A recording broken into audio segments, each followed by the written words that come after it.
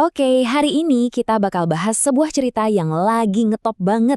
Cerita soal reinkarnasi, sihir, dan ya gimana caranya membangun sebuah negara secara nggak sengaja. Ini adalah perjalanan luar biasa dari seorang pria biasa yang akhirnya jadi pemimpin sebuah negara monster. Gini deh, coba bayangin, kalian dikasih kesempatan hidup kedua. Tapi bukan jadi pahlawan gagah berani, melainkan jadi monster paling lemah di dunia fantasi. Seekor slime. Yup, bola lendir. Aneh kan? Justru dari premis yang kedengarannya konyol inilah semua cerita ini dimulai. Perjalanannya bakal kita bagi jadi 6 bagian penting. Mulai dari kematiannya sebagai manusia biasa, lahir lagi jadi slime, sampai akhirnya dia mendirikan sebuah federasi. Kita bakal lihat gimana kepemimpinan itu bisa muncul dari tempat yang paling gak kita duga. Oke, kita mulai dari awal banget. Jauh sebelum ada naga dan sihir, ada yang namanya Satoru Mikami. Cuma seorang pekerja kantoran biasa, umur 37 tahun, hidupnya ya gitu-gitu aja di Tokyo. Normal dan jujur aja, agak ngebosenin. Nah, di sini kita bisa lihat kontras yang dalam banget. Di satu sisi, hidup Satoru itu stabil, damai, aman lah. Tapi pas detik-detik terakhirnya, yang ada di kepalanya itu cuma penyesalan. Nggak pernah punya pacar, nyesel kenapa nggak lebih berani, dan ini yang paling aneh, khawatir soal isi hard drive komputernya. Pikiran-pikiran random di akhir hayatnya inilah yang, tanpa dia sadar, bakal nentuin takdir barunya. Dan ini dia kalimat kuncinya. Di napas terakhirnya, dia ngucapin keinginan ini. Keinginan simpel ini ternyata didengerin sama dunia baru itu dan diartikan jadi sebuah skill yang gila banget kekuatannya. Skill inilah yang bakal jadi fondasi keberadaannya sebagai slime. Jadi, Satoru Mikami udah nggak ada. Dia bangun lagi di sebuah gua gelap, bukan lagi jadi manusia, tapi ya gumpalan lendir. Awal yang kelihatannya remeh banget ini justru jadi titik nol dari kebangkitan salah satu makhluk paling kuat di dunia itu. Berkat keinginan terakhirnya itu, dia dapat skill unik namanya Predator. Ini bukan cuma sekedar makan biasa ya, ini tuh soal melahap total. Dia bisa nelen apa aja beneran, dari rumput sampai naga, terus dia analisis, dan boom, dia bisa niru skill dan wujudnya dengan sempurna.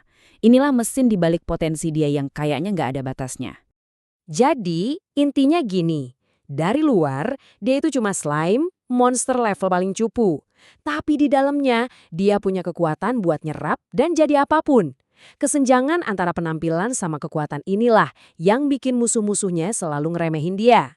Di gua yang sama, dia malah ketemu Veldora, salah satu naga paling legendaris. Bukannya takut, slime ini malah ngajak kenalan, ngajak temenan.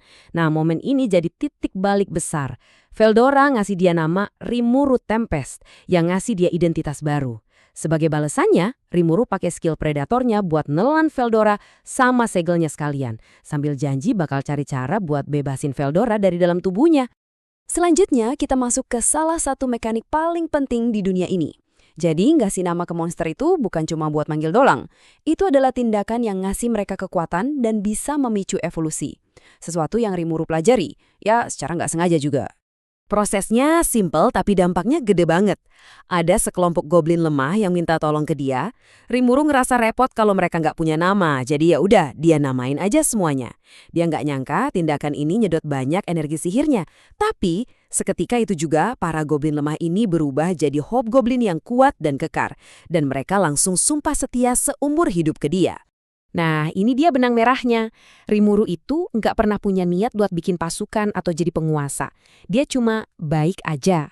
Tapi di dunia ini, kebaikan hati kayak gitu justru yang narik loyalitas dan menciptakan kekuatan. Dia jadi pemimpin ya, karena kebetulan, bukan karena ambisi.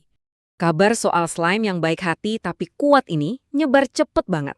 Makin banyak ras monster yang datang buat gabung. Tapi ya gitu kan, pertumbuhan ini juga narik perhatian yang gak enak dalam bentuk ancaman yang bisa ngancurin semua yang udah dia bangun.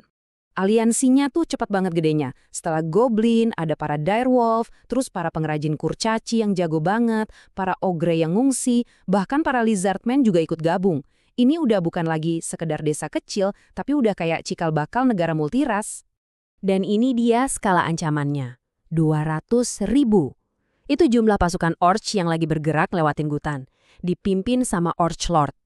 Pasukan ini bukan cuma nyerang, tapi mereka melahap semua yang ada di hadapan mereka. kayak didorong sama rasa lapar yang gak ada habisnya. Pertarungan lawan Orchlord ini bukan sekedar soal hidup atau mati, ini jadi momen penentuan buat Rimuru. Momen di mana dia harus mutusin mau jadi pemimpin kayak apa sih dia, dan beban seberat apa yang sanggup dia tanggung.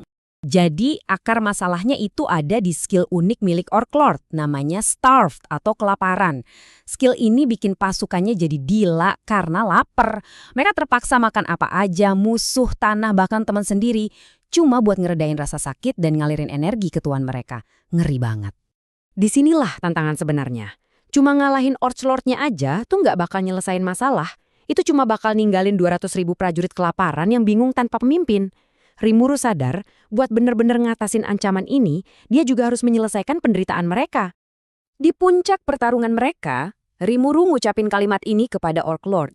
Dia nggak cuma mau ngalahin si Orchlord, dia bakal pakai skill predatornya buat nelen dia, dan secara simbolis nelen semua dosa, penderitaan, dan rasa lapar dari seluruh pasukan orc. Ini tindakan belas kasihan yang luar biasa, sekaligus jadi bukti dia benar-benar nerima tanggung jawabnya.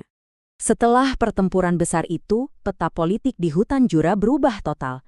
Kemenangan Rimuru bukan cuma nyelamatin semua orang, tapi juga jadi fondasi buat sesuatu yang benar-benar baru. Yang bikin geleng-geleng kepala itu seberapa cepat semua ini terjadi. Cuma dalam waktu kurang dari setahun loh, Rimuru berubah dari slime yang kebingungan di gua, jadi pemimpin aliansi monster terbesar di hutan. Perjalanannya cepet banget, semuanya didorong sama kebaikan-kebaikan yang gak disengaja. Dengan semua ras yang udah bersatu di bawahnya, Rimuru akhirnya mendirikan Federasi Jura Tempest. Dan dia bikin 3 aturan dasar yang simpel tapi dalam banget maknanya. 1. Jangan serang manusia. 2. Jangan berantem sama teman sendiri. 3. Jangan meremehkan ras lain. Ini bukan kerajaan monster barbar. Ini adalah masyarakat yang dibangun di atas nilai-nilai kemanusiaan dan perdamaian. Jadi, kita tutup bahasan kali ini dengan pertanyaan ini. Kisah Rimuru Tempest ini nunjukin kalau kepemimpinan sejati itu nggak melulu soal kekuatan atau ambisi. Kadang, kepemimpinan itu lahir dari empati, dari rasa tanggung jawab, dan kemauan buat nanggung dosa orang lain. Pertanyaannya sekarang, kira-kira apa yang bakal terjadi selanjutnya sama penguasa slime yang serba nggak sengaja ini dan negara uniknya?